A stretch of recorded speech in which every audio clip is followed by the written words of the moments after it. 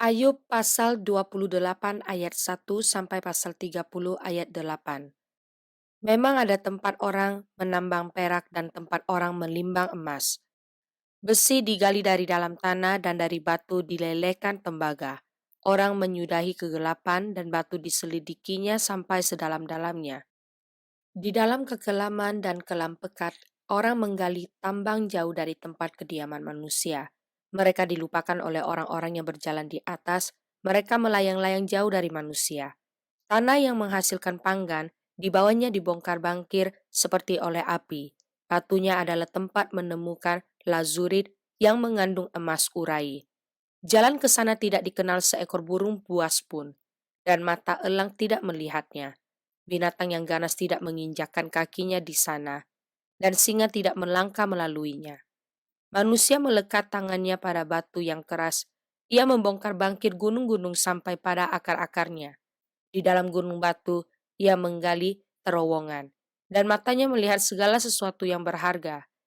Air sungai yang merembes di bendungnya, dan apa yang tersembunyi di bawahnya ke tempat terang. Tetapi di mana hikmat dapat diperoleh, di mana tempat akal budi, jalan ke sana tidak diketahui manusia dan tidak didapati di negeri orang hidup. Kata samudra raya, ia tidak terdapat di dalamku, dan kata laut, ia tidak ada padaku. Untuk gantinya tidak dapat diberikan emas murni, dan harganya tidak dapat ditimbang dengan perak. Ia tidak dapat dinilai dengan emas ofir, ataupun dengan permata krisopras yang mahal, atau dengan permata lazurit. Tidak dapat diimbangi oleh emas atau kaca, ataupun ditukar dengan permata dari emas tua. Baik gewang, baik hablur, tidak terhitung lagi. Memiliki hikmat adalah lebih baik daripada mutiara. Permata krisolit Ethiopia tidak dapat mengimbanginya. Ia tidak dapat dinilai dengan emas murni. Hikmat itu dari manakah datangnya? Atau akal budi di manakah tempatnya? Ia terlindung dari mata segala yang hidup, bahkan tersembunyi bagi burung di udara. Kebinasaan dan maut berkata, hanya desas-desusnya yang sampai ke telinga kami. Allah mengetahui jalan ke sana, ia juga mengenal tempat kediamannya, karena ia memandang sampai ke ujung-ujung bumi dan melihat segala sesuatu yang ada di kolong langit. Ketika ia menetapkan kekuatan angin dan mengatur banyaknya air, ketika ia membuat ketetapan bagi hujan dan jalan bagi kilat guru, ketika itulah ia melihat hikmat lalu memberitakannya, menetapkannya, bahkan menyelidikinya, tetapi kepada manusia ia berfirman, sesungguhnya takut akan Tuhan itulah hikmat, dan menjauhi kejahatan itulah akal budi. Maka Ayub melanjutkan uraiannya. Kiranya aku seperti dalam bulan-bulan yang silam, seperti pada hari-hari ketika Allah melindungi aku, ketika pelitanya bersinar di atas kepalaku, dan di bawah terangnya aku berjalan dalam gelap. Seperti ketika aku mengalami masa remajaku, ketika Allah bergaul karib dengan aku di dalam kemahku, ketika Yang Maha Kuasa masih beserta aku, dan anak-anakku ada di sekelilingku. Ketika langkah-langkahku bermandikan dadi, dan gunung batu mengalirkan sungai minyak di dekatku, apabila aku keluar ke pintu gerbang kota, dan menyediakan tempat dudukku di tengah-tengah lapangan, maka ketika aku kelihatan, mundurlah orang-orang muda, dan bangkitlah orang-orang yang sudah lanjut umurnya, lalu tinggal berdiri. Para pembesar berhenti bicara dan menutup mulut mereka dengan tangan. Suara para pemuka membisu, dan lidah mereka melekat pada langit-langitnya. Apabila telinga mendengar tentang aku, maka aku disebut berbahagia. Dan apabila mata melihat, maka aku dipuji. Karena aku menyelamatkan orang sengsara yang berteriak minta tolong, juga anak piatu yang tidak ada penolongnya. Aku mendapat ucapan berkat dari orang yang nyaris binasa, dan hati seorang janda kubuat bersukaria. Aku berpakaian kebenaran dan keadilan, menutupi aku seperti jubah dan serban. Aku menjadi mata bagi orang buta dan kaki bagi orang lumpuh. Aku menjadi bapa bagi orang miskin, dan perkara orang yang tidak kukenal ku selidiki. Geraham orang curang kuremuk dan merebut mangsanya dari giginya. Pikirku bersama-sama dengan sarangku aku akan binasa, dan memperbanyak hari-hariku seperti burung feniks. Akarku mencapai air, dan embun bermalam di atas ranting-rantingku. Kemuliaanku selalu baru padaku, dan busurku kuat kembali di tanganku. Kepadakulah orang mendengar sambil menanti, dengan diam mereka mendengarkan nasihatku. Sehabis bicaraku tiada seorang pun angkat bicara lagi, dan perkataanku menetes ke atas mereka. Orang menantikan aku seperti menantikan hujan, dan menadakan mulutnya seperti menada hujan pada akhir musim. Aku tersenyum kepada mereka. Ketika mereka putus asa dan seri mukaku tidak dapat disuramkan mereka. Aku menentukan jalan mereka dan duduk sebagai pemimpin. Aku bersemayam seperti raja di tengah-tengah rakyat, seperti seorang yang menghibur mereka yang berkabung. Tetapi sekarang aku ditertawakan mereka yang umurnya lebih muda daripadaku, yang ayah-ayahnya kupandang terlalu hina, untuk ditempatkan bersama-sama dengan anjing penjaga kambing dombaku. Lagi pula, apakah gunanya bagiku kekuatan tangan mereka? Mereka sudah kehabisan tenaga.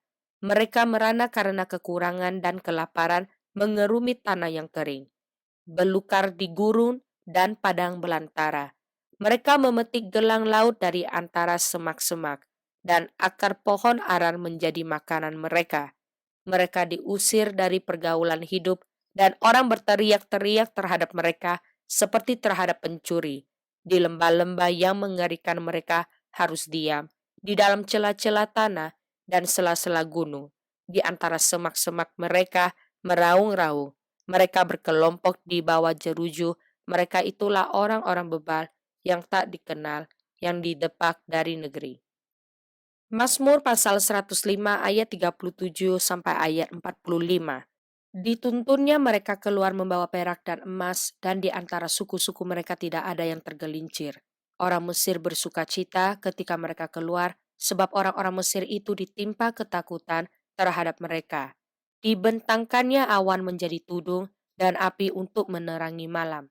Mereka meminta, maka didatangkannya burung puyuh, dan dengan roti dari langit dikenyangkannya mereka. Dibukanya gunung batu, maka terpancarlah air, lalu mengalir di padang-padang kering seperti sungai. Sebab ia ingat akan firman-Nya yang kudus, akan Abraham hambanya. Dituntunnya umatnya keluar dengan kegeringan, dan orang-orang pilihannya dengan sorak-sorai.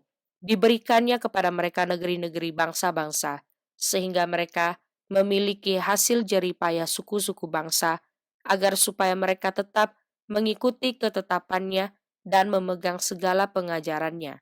Haleluya. Amsal pasal 21 ayat 29 sampai ayat 31. Orang fasik bermuka tebal, tetapi orang jujur mengatur jalannya. Tidak ada hikmat dan pengertian, dan tidak ada pertimbangan yang dapat menandingi Tuhan. Kuda diperlengkapi untuk hari peperangan, tetapi kemenangan ada di tangan Tuhan. 1 Korintus pasal 10 ayat 25 sampai pasal 11 ayat 16. Kamu boleh makan segala sesuatu yang dijual di pasar daging tanpa mengadakan pemeriksaan karena keberatan-keberatan hati nurani. Karena bumi serta segala isinya adalah milik Tuhan. Kalau kamu diundang makan oleh seorang yang tidak percaya dan undangan itu kamu terima, makanlah apa saja yang dihidangkan kepadamu tanpa mengadakan pemeriksaan karena keberatan-keberatan hati nurani. Tetapi kalau seorang berkata kepadamu, itu persembahan berhala, jangan engkau memakannya. Oleh karena dia yang mengatakan hal itu kepadamu, dan karena keberatan-keberatan hati nurani. Yang aku maksudkan dengan keberatan-keberatan bukanlah keberatan-keberatan hati nuranimu sendiri, tetapi keberatan-keberatan hati nurani orang lain itu. Mungkin ada orang yang berkata, mengapa kebebasanku harus ditentukan oleh keberatan-keberatan hati nurani orang lain? Kalau aku mengucap syukur atas apa yang aku turut memakannya, mengapa orang berkata jahat tentang aku karena makanan yang atasnya aku mengucap syukur? Aku menjawab, jika engkau makan atau jika engkau minum, atau jika engkau melakukan sesuatu yang lain, lakukanlah semuanya itu untuk kemuliaan Allah. Janganlah kamu menimbulkan syak dalam hati orang, baik orang Yahudi atau orang Yunani, maupun jemaat Allah, sama seperti aku juga berusaha menyenangkan hati semua orang dalam segala hal, bukan untuk kepentingan diriku, tetapi untuk kepentingan orang banyak, supaya mereka beroleh selamat. Jadilah pengikutku sama seperti aku juga menjadi pengikut Kristus. Aku harus memuji kamu sebab dalam segala sesuatu, kamu tetap mengingat akan aku dan teguh berpegang pada ajaran yang kuteruskan kepadamu. Tetapi aku mau supaya kamu mengetahui hal ini, yaitu kepala dari tiap-tiap laki-laki ialah Kristus, kepala dari perempuan ialah laki-laki, dan kepala dari Kristus ialah Allah. Tiap-tiap laki-laki yang berdoa atau bernubuat dengan kepala yang bertudung menghina kepalanya, tetapi tiap-tiap perempuan yang berdoa atau bernubuat dengan kepala yang tidak bertudung menghina kepalanya, sebab ia sama dengan perempuan yang dicukur rambutnya. Sebab jika perempuan tidak mau menundungi kepalanya, maka haruslah ia juga menggunting rambutnya. Tetapi jika bagi perempuan adalah penghinaan bahwa rambutnya digunting atau dicukur, maka haruslah ia menudungi kepalanya. Sebab laki-laki tidak perlu menudungi kepalanya, ia menyinarkan gambaran dan kemuliaan Allah. Tetapi perempuan menyinarkan kemuliaan laki-laki, sebab laki-laki tidak berasal dari perempuan, tetapi perempuan berasal dari laki-laki. Dan laki-laki tidak diciptakan karena perempuan, tetapi perempuan diciptakan karena laki-laki. Sebab itu, perempuan harus memakai tanda wibawa di kepalanya oleh karena para malaikat. Namun demikian, dalam Tuhan tidak ada perempuan tanpa laki-laki, dan tidak ada laki-laki tanpa perempuan. Sebab sama seperti perempuan berasal dari laki-laki, demikian pula laki-laki dilahirkan oleh perempuan dan segala sesuatu berasal dari Allah. Pertimbangkanlah sendiri, patutkah perempuan berdoa kepada Allah dengan kepala yang tidak bertudung? Bukankah alam sendiri menyatakan kepadamu bahwa adalah kehinaan bagi laki-laki jika ia berambut panjang, tetapi bahwa adalah kehormatan bagi perempuan jika ia berambut panjang, sebab rambut diberikan kepada perempuan untuk menjadi penudung. Tetapi jika ada orang yang mau membantah, kami maupun jemaat-jemaat Allah tidak mempunyai kebiasaan yang demikian.